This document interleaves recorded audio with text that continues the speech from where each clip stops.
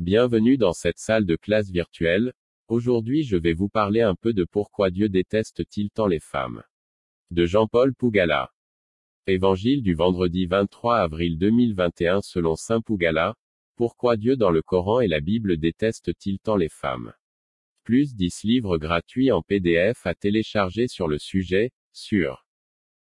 En ce vendredi de prière pour les croyants, ayez une pensée pieuse pour toutes les femmes qui se disent musulmanes ou chrétiennes, elles adhèrent à une religion qui les chosifie, humilie, rabaisse. En voici quelques exemples. Dans le Coran. 1.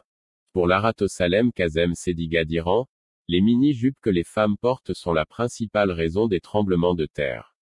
Selon la télévision française d'information continue LCI, voici ce qu'il a déclaré. Les femmes qui ne s'habillent pas de façon modeste tentent les hommes, corrompent leur chasteté et propagent l'adultère dans la société, ce qui augmente les tremblements de terre. 2.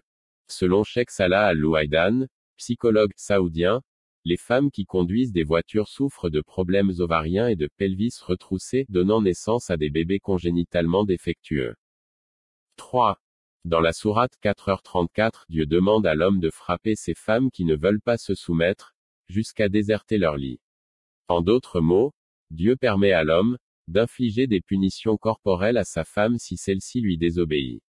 La femme a ainsi vis-à-vis de l'homme une obligation d'obéissance, notamment sur le ménage, l'éducation des enfants, le droit de voyager ou de travailler, pour lequel il lui faut une autorisation du mari.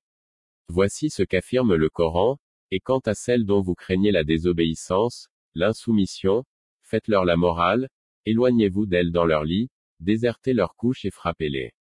Mais si elles arrivent à vous obéir, ne leur cherchez pas prétexte, ne cherchez plus de voix contre elles, car Allah est certes, haut et grand. Coran 4h32-34. 4.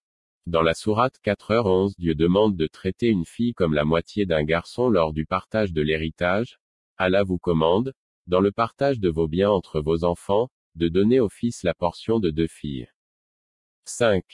Selon Dieu, la femme est inférieure par nature, ainsi, dans la 4,34 Dieu lui-même dit, les hommes ont autorité sur les femmes à cause des qualités par lesquelles Dieu les a élevées au-dessus d'elles, les femmes vertueuses sont obéissantes et soumises.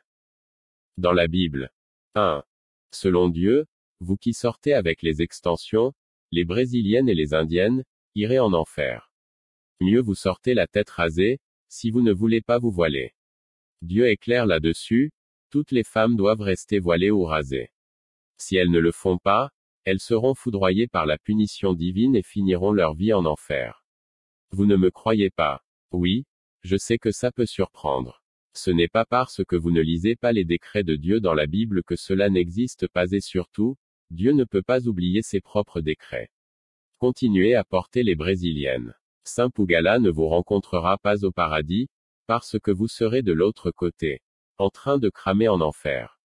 En tout cas, lisez vous-même ce que Dieu a dit, Corinthiens 11/5-6.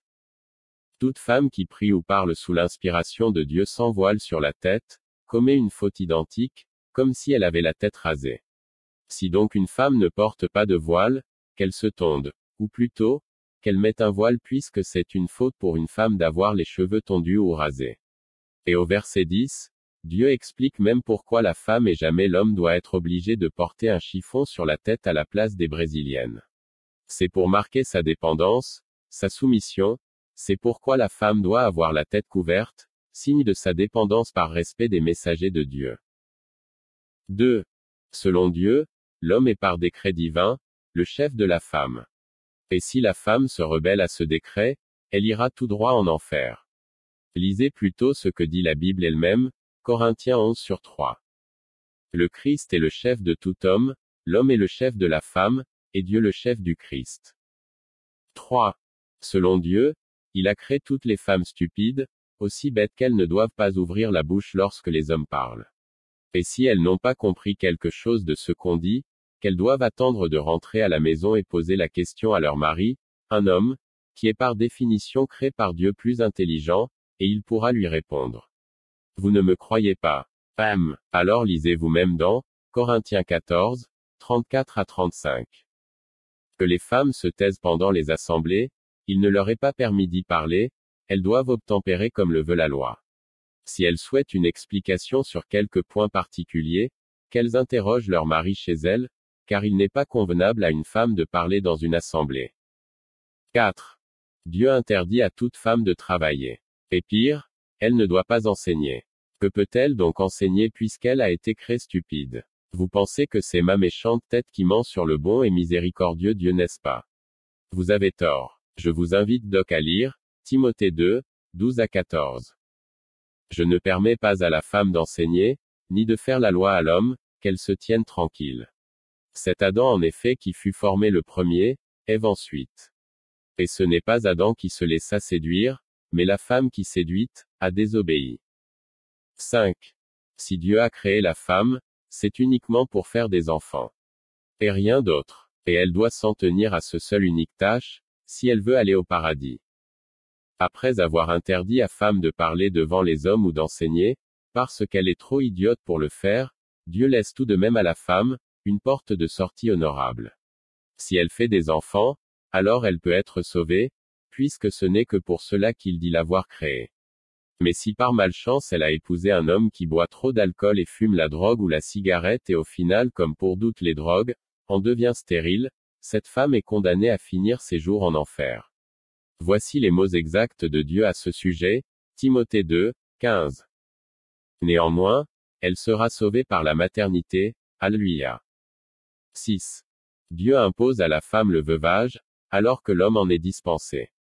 Dans la spiritualité africaine du culte des ancêtres, il n'existe pas de veuvage. Parce que pour les Africains, la femme est l'égale de l'homme. Il y a des divinités masculines comme il en existe féminines, et ce depuis l'Égypte antique. Mais depuis la colonisation, cette spiritualité a été polluée par des penchants misogynes du créationnisme venu tout droit de la Bible et du Coran. Selon la Bible, Dieu exige que la femme soit humiliée publiquement à la mort de son mari. Cela prend souvent des contours tragiques lorsque des analphabètes africains tentent de l'intégrer de gré ou de force dans la tradition africaine très lointaine d'une telle pratique. Dans la Bible, Dieu ne donne aucune instruction à l'homme qui a perdu sa femme. Pour Dieu il n'existe de veuvage que pour les femmes. Lisez. Timothée 5, 5 à 7. La vraie veuve, celle qui est restée toute seule, a mis son espérance en Dieu et persévère nuit et jour dans les supplications et les prières. Par contre, celle qui vit dans les plaisirs est morte, bien que vivante. Donne-leur ses instructions afin qu'elles soient irréprochables. Avec les veuves, Dieu n'est pas du tout tendre, surtout celles qui bavardent. Lisez. Timothée 5, 9 à 13. Pour être inscrite sur la liste du paradis, une veuve ne doit pas avoir moins de 60 ans. Il faut qu'elle ait été fidèle à son mari et qu'elle soit connue pour de belles œuvres, qu'elle ait élevé ses enfants, exercé l'hospitalité, lavé les pieds des saints, porté secours aux opprimés, cherché à faire le bien en toute occasion. Par contre, écarte de la liste pour aller au paradis, les jeunes veuves, car lorsque leur désir les dresse contre Christ, elles veulent se remarier et se rendent ainsi coupables d'avoir rompu leur engagement initial. De plus, étant désœuvrées, elles prennent l'habitude d'aller de maison en maison.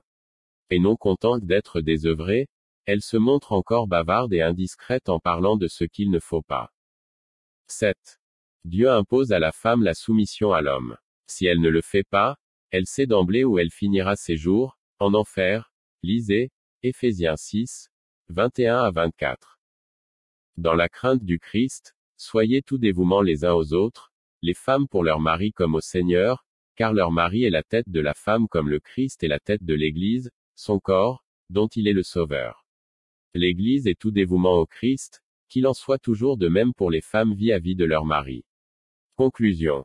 J'ai posé une question à Dieu en me basant sur 5 de ses décrets contenus dans le Coran et 7 contenus dans un livre saint, la Sainte Bible. J'attends que lui-même me réponde. S'il vous plaît, abstenez-vous de me dire que j'ai mal compris le français ou que sais-je. Puisque Dieu ne parle ni le batié, ni le bandjoun, je suis donc obligé de me baser sur les traductions.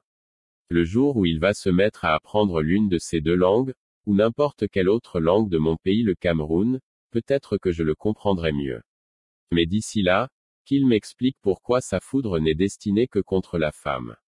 Pour le reste, Je ne comprends pas comment une femme peut à ce point être porteuse et défenseuse d'une religion qui l'insulte, qui l'humilie, qui la chosifie.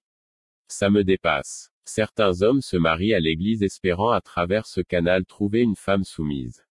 Le revers de la médaille est que plus une femme est soumise à ses préceptes bibliques, moins elle est votre femme, et plus la femme du pasteur qui dicte l'agenda de tout ce qui va se passer dans votre maison. Conclusion, ce n'est plus votre maison. Aux USA, les Noirs qui ont réussi dans la vie justifient le fait de choisir les femmes blanches en ceci qu'au moins avec une blanche, ce n'est pas à la paroisse que son enfant sera élevé. On assiste déjà en Afrique à de très nombreux divorces dus au fait que la femme est devenue esclave de son église. Et combien de familles divisées et ruinées à cause d'un Dieu qui déteste la femme.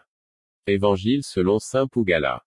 Si vous avez aimé la leçon, alors cliquez sur j'aime, abonnez-vous et surtout activez la cloche de notification pour être informé de nos différents cours virtuels. Ciao et à bientôt.